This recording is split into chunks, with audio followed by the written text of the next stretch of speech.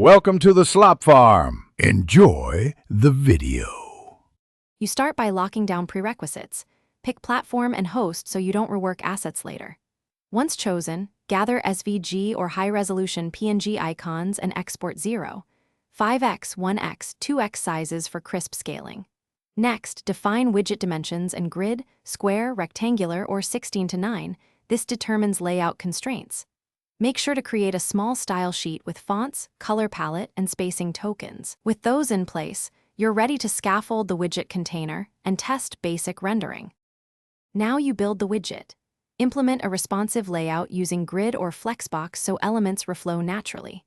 Once done, apply aesthetic layers, soft shadows, subtle blur, rounded corners, and mask shapes to create depth. Adjust opacity and blend modes for harmony.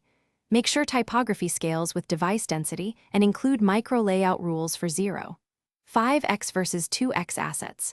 Then wire data. Use a lightweight cache. Fetch APIs with debounce, and set update cadence to balance freshness and battery or memory constraints.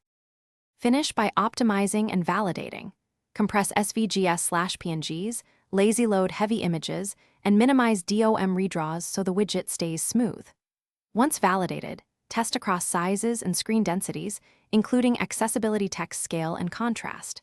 Deploy incremental releases and monitor logs for layout shift or memory spikes. If rendering breaks, revert recent style layers and enable verbose logging to isolate the issue. Often a single mask or 2x asset causes failure. Finally, iterate on visuals using. Thanks for watching.